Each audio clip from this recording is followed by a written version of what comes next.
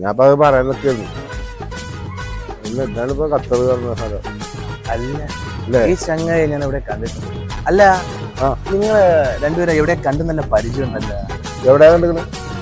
അല്ല നമ്മളെ തന്ത വൈബ് അല്ലേ? അതാണ് ജുനൈസ്. സുഖല്ലേ? സുഖാണ്. ജോലി ചെയ്യാണ് എവിടെ? സെദ്ദിൽ തന്നെ.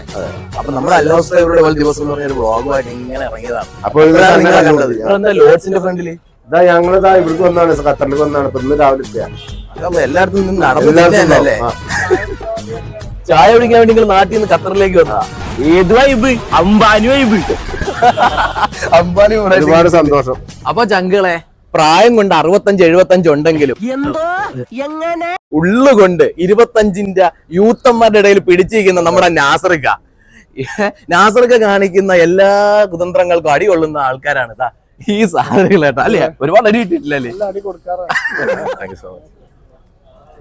ശരി.